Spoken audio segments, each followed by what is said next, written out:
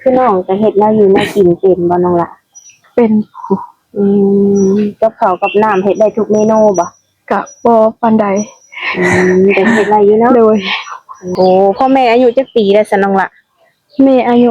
45ปีพ่ออายุ47ปีอืมโดยถ้าว่ามีลูกเขย50เพิ่นก็รับได้บ่ได้เพราะว่าแม่ก็อยากให้สร้างครอบครัวแล้วพ่อแม่ก็เฒ่าแล้วพ่อแม่อยากให้เอาแล้วโอ้พ่อแม่อยากให้ลูกสาวนี่สร้างครอบครัวเนาะลูกสาวมีความพร้อมอยู่บ่ซะพร้อมอยู่พร้อมอยู่เนาะอย่าดอกทางพ่อแม่อยากได้ลูกสาวบ่พร้อมมันก็บ่ได้กันได้เนาะลูกสาวเพิ่นมีความพร้อม 100% โดย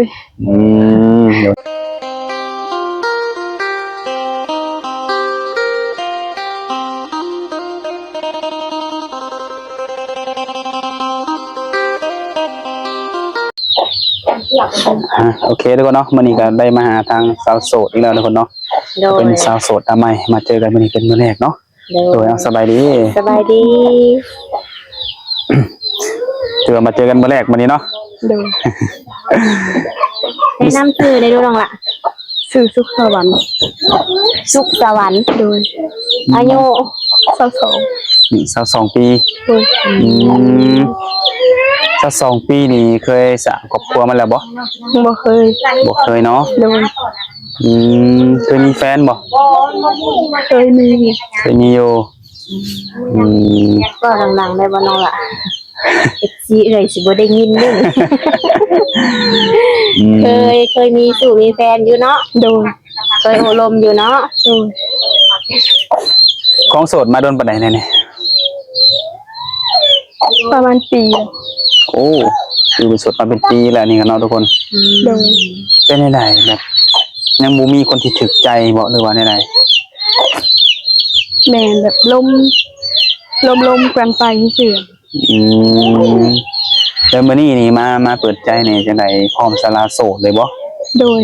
โอ้โดยพร้อมสละโสดเลยเนาะทุกคนเนาะในการเปิดใจในมื้อนี้คือว่าครั้งแรกมันบ่เนี่ยโดยบ่เคยเปิดใจกับทางใดมาเลยแม่นบ่แม่นเดี๋ยวมื้อนี้ก็มาเปิดเป็นครั้งแรกเนาะน้องมักผู้บ่าวทางใด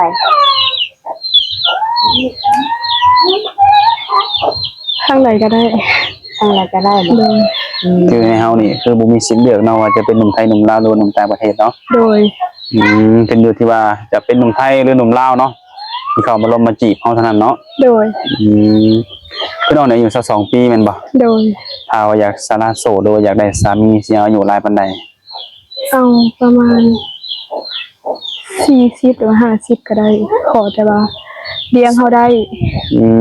40 50เพียงขอแต่ว่าต้องดูแลเบิ่งแยงเขาได้แม่นบ่โดยโอ้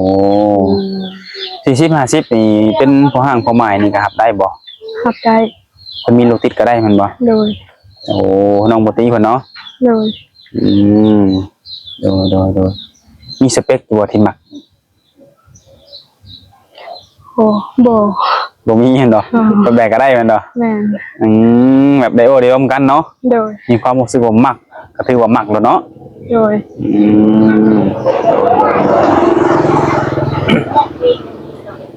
เรื่องหน้าตาของเพิ่นได้น้องล่ะ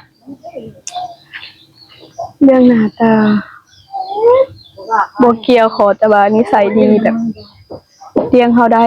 ดูแลเขาได้บ่ตีบ่ฆ่าเฮาค่ะพ่อโอ้มันบ่เกี่ยวเนาะสำคัญคือในจุดนี้เนาะพี่น้องเนี่ยออกมาเนี่ยทุกคนแน่นอนเนาะการที่มาอยู่นำกันตบตีขากันห่วยให้สิอยากได้เนาะมีใครอยากได้ในส่วนนี้ทุกคนเนาะโอ้โดยแต่ปัจจุบันเนี่ยจะได้มีเหตุงานอย่างเฮ็ดอยู่โรงงานยาสูบโดยโอ้เฮ็ดอยู่นั่นล้นปานใดเลยปีหนึ่งแล้วโอ้ยาสูบอยู่นี่บ่แม่นเป็นอะไรบ่ใครกินยาสูบบ่แบบซีนได้อยู่ล้นไปแล้วมันก็ซีนก็ธรรมดาเฮ็ดไปซื้อที่บ่ได้สูบดิบ่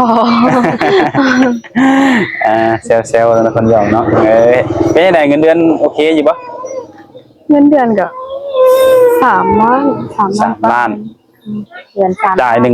เดือนหนึ่งนี่พอบ่ต่อเดือนนี่เดือน3 ล้านนะ บ่พอใช้ บ่พอใช้ โดย โอ้ใช้เงินเดือนมาแต่ละเดือนนี่จังไดต้องแบ่งบ่หรือว่าใช้คนเดียว ต้องแบ่งให้แม่นะ อืมโดย แบ่งให้แม่เท่าใดน้องล่ะ คือแล้วนะ3 ล้านน้องก็ให้ละ2 ล้านน้องก็ใช้1 ล้านให้แม่ไปใช้จ่ายในครอบครัว อืมก็ถือว่าแบ่งแยกเงินได้ดีเนาะ น้องเอาไว้แต่ล้านเดียวไว้ใช้ส่วนตัวเหมือน โดย ล้านหนึ่งคือสิบ่กุ้มแล้วว่าบ่ได้เนาะ แม่น แต่ว่ามันเป็นแบบในส่วนที่เฮาแยกเนาะเฮาก็ใส่ของจำเป็นไว้ก่อนอะไรไว้ง่ายกันเนาะอ่า อยู่ในเฮือนในสามีไอ้น้องกันจักคนน่ะ มีอ้ายกับน้อง3 คน 3 คน โดย เจ้าเป็นลูกสาวคนที่เท่าใดนี่ คนที่2 คนที่2มีน้องเนาะ พี่น้องแม่น อืมตอนนี้ภาระภายในเฮือนเนี่ยในเฮือนในซ่านนี่น้องเป็นผู้ดูแลบ่ กับแม่นกับแม่นำแล้วก็น้องนำ โอ้แบบต่างคนต่างแบบสวยกันเนาะ แม่น อืมโดยก็ถือว่าในการดูแลภายในครอบครัวนี่ก็คือว่าต่างภายมีก็เพื่อกันง่ายๆกันเนาะ โดย โดย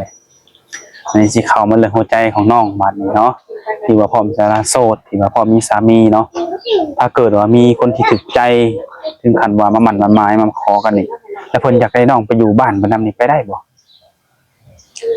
จะไปบ่ได้เพราะว่า มีแม่หญิงคนเดียวอยู่เฮือนมีแต่น้องเลยอยู่หันก็มีแต่ผู้ชาย เพิ่นมีแต่ผู้ชาย โดย ถ้าสร้างครอบครัวนี่ต้องให้เพิ่นมาอยู่นำแม่นบ่ แม่น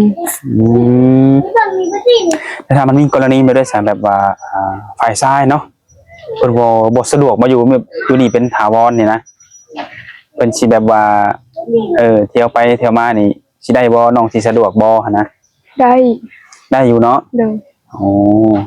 บางทีเพิ่นอาจจะมีงานในบ้านในเมืองเพิ่นเนาะ แม่น ป้าบ่ได้แต่ถ้าว่าจำเป็นน่ะลีก็เที่ยวไปเที่ยวมาเนาะ โดย อืมโดย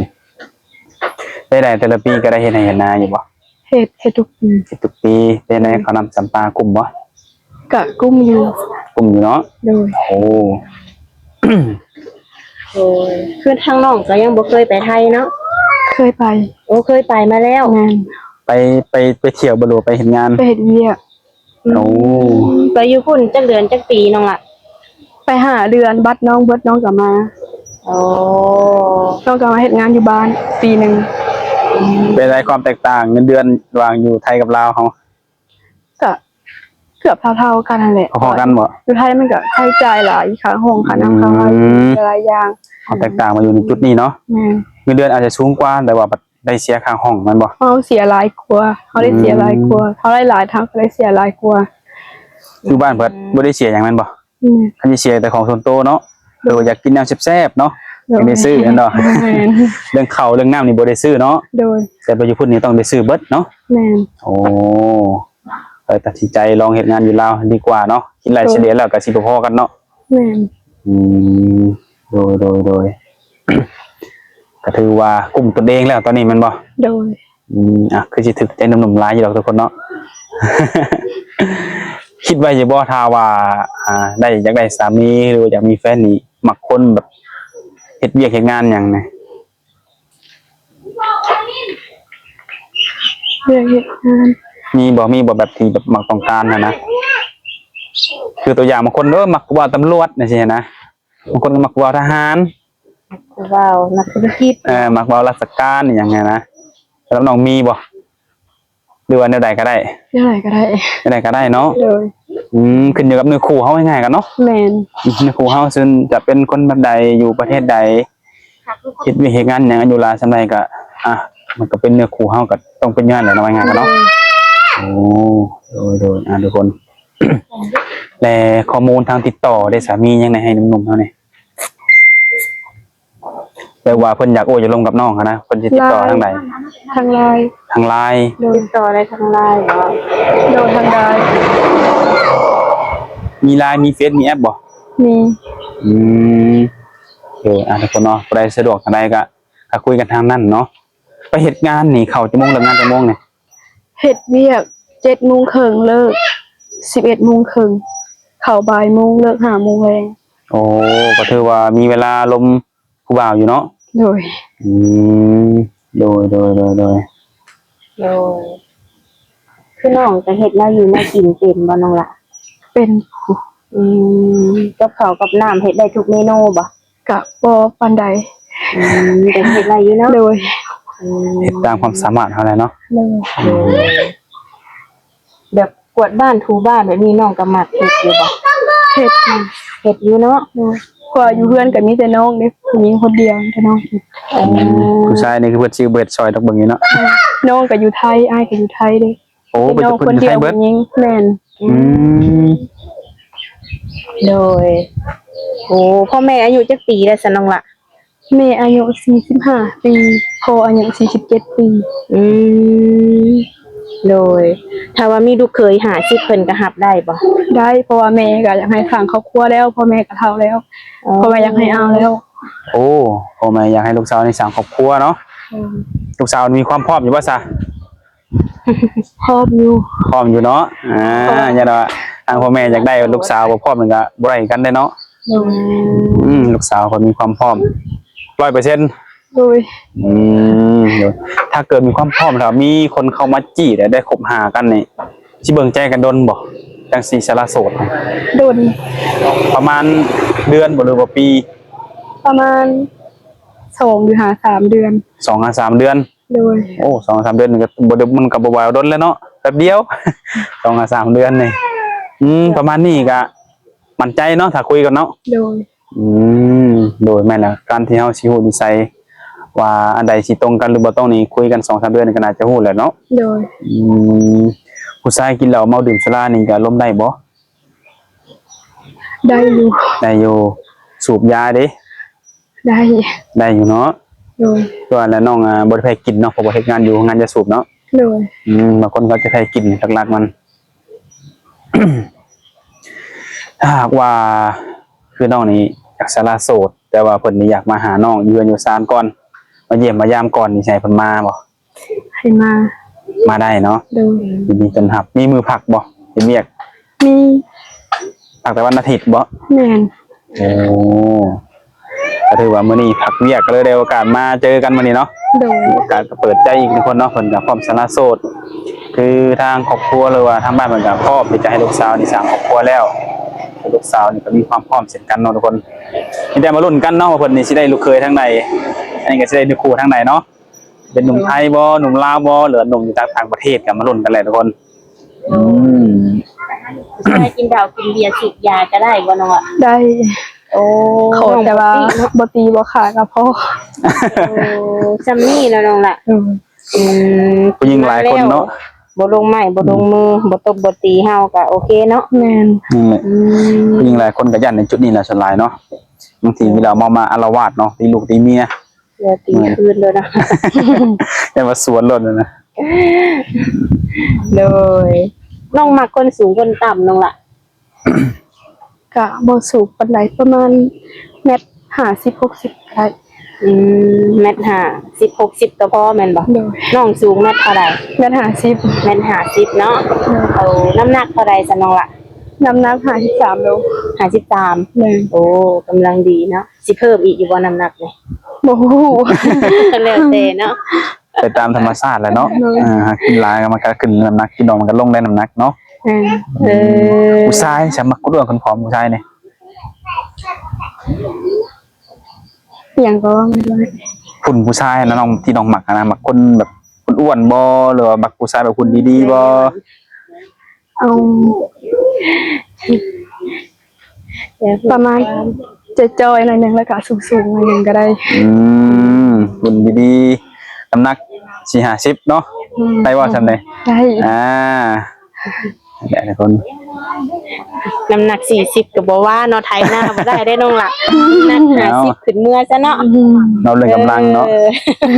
ก็ตามนั่นแหละในคนนี้เฮาก็ถามได้คร่าวๆเนาะแต่ความเป็นจริงเพิ่นได้โอ้ได้ลมกันได้เห็นกันเนาะจังสิรู้ว่ามักหักกันเนาะถ้าได้ลมกันแล้วมันจะมีความรู้สึกอีกดอกว่ามักคนแบบนี้อยากได้ผู้ชายแบบนี้มาเป็นคู่ชีวิตเนาะ โดย ต้องให้ลมกันศึกษาเหมือนกันนั่นแหละอันนี้คือเราถามเป็นคร่าว ก็คือว่าเปิดใจในรอบนี้ก็บ่มีขอจำกัดหยังหลายเนาะ โดย อายุก็40 50สัก30เนี่ยก็ได้เนาะ โดย เอาง่ายๆคือ30ขึ้นไปซะเนาะ แม่น อืมประมาณนี้แหละทุกคนเนาะพอห้างพอไม้ลูกติดถึงว่าผู้ชายคนนั้นจะเคยผ่านการแต่งงานมาแล้วเพิ่นก็รับได้คือกันทุกคนเนาะ